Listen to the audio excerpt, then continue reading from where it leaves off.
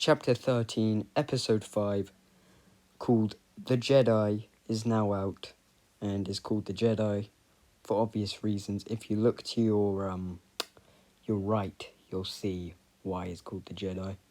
So, let's get started.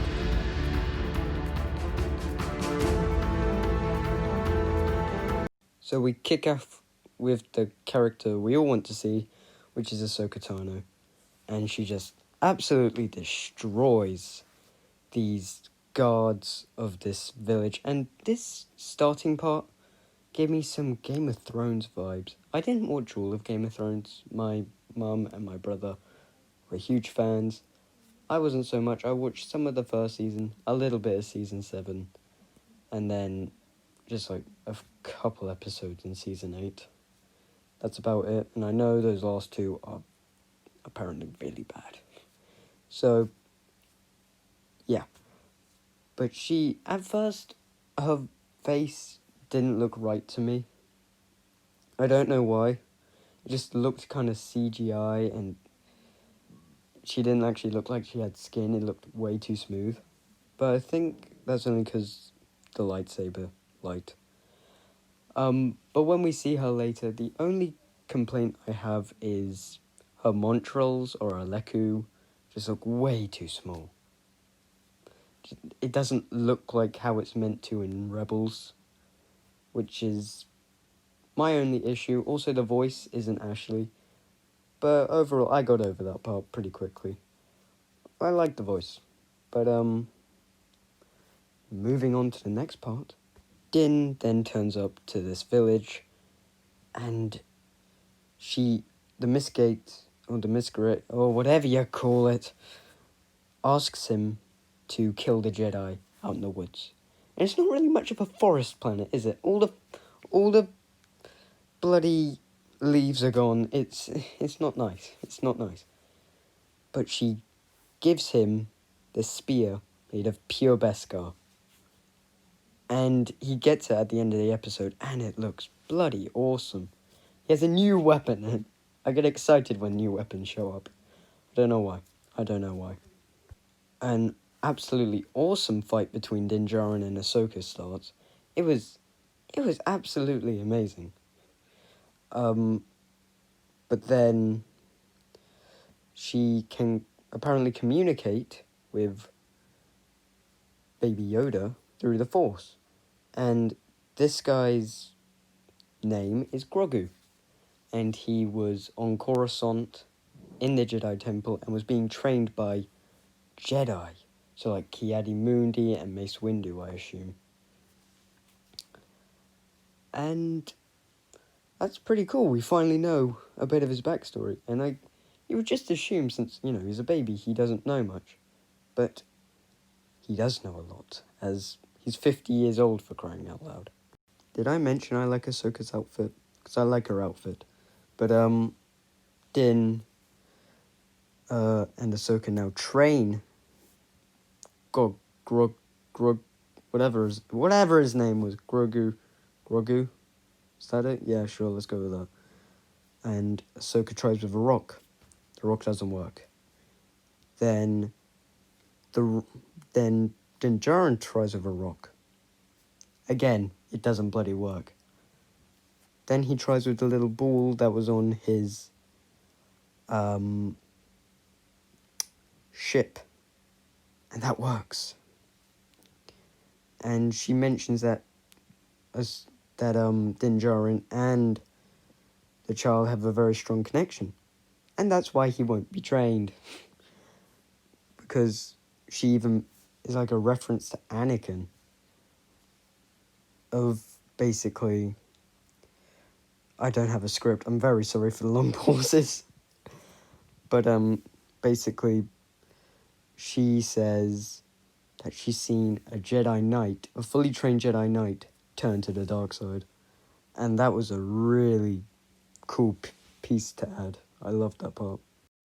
He says to Ahsoka that he was here to kill her, but he didn't. So now, a Mandalorian and a Jedi are going to go take down this village. It's awesome. I love it. We then see a Loth Cat, then they have a fight. And I want to just say that Ahsoka isn't that overpowered in this. And I actually really like it. Because, sure, she was trained by the Chosen One. But it was just like, probably just under 3 years. So she's not going to be almighty and powerful.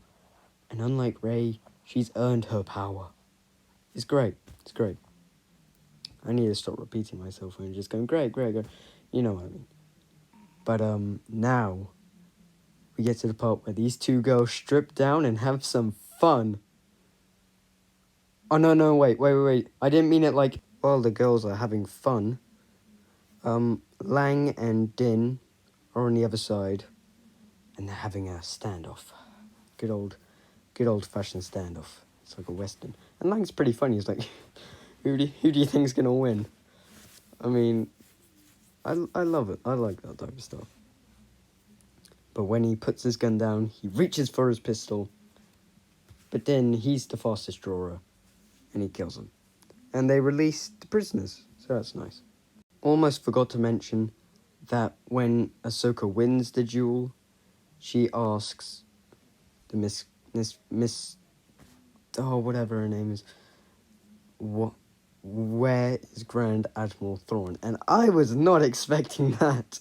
I don't think anyone was, but this kind of sets up stuff in Rebels, and it makes sense why Sabine isn't with her. Because they've probably already saved Ezra.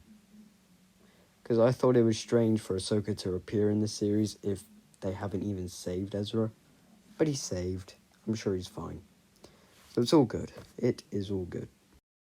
As Din brings the child back to Ahsoka, she basically tells him that she's not training him. Which is bloody rude, because they had a deal.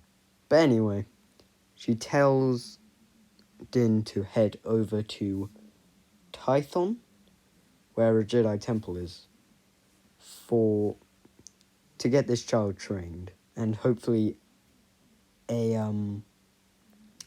Jedi will sense his presence there and come. So I'm gonna say I want this to be an original character because we've already had so many characters we've seen before, but there aren't many Jedi out there. So Luke Skywalker could be a choice. I can't believe I hadn't thought of that until now, as someone on Wattpad told me. But Luke Skywalker, yeah, that would be awesome. But I would prefer an original Jedi, as that, because we haven't had many original characters this season. Either come from books or they're ones we've seen before. We've only had like a handful. But yeah, that's exciting. Very exciting. I apologize for the arrow. I didn't. I got this from I got all these images from some other YouTuber, Star Force 1, I believe. So I apologize for the arrow. But this is Morre, the owl that follows Ahsoka around. And definitely cool to show Morre in live action. Just a little glimpse. Because, you know, for obvious reasons, that's pretty cool. I have no idea how Morre follows her from planet to planet, even though I don't see him on the ship most of the time, but it came from the sister of light, the light side, the Force. So it makes sense it can just jump through time. Who knows? And I'm waving my arms like a spastic, so I'm going to cut that out. We are now at the end, and I'm going to give my overall thoughts. I think this episode is my second least favourite. I did enjoy it. I did really like it. But definitely my second least favourite. But that's only because the other three were so good. And honestly, this one probably isn't far behind chapter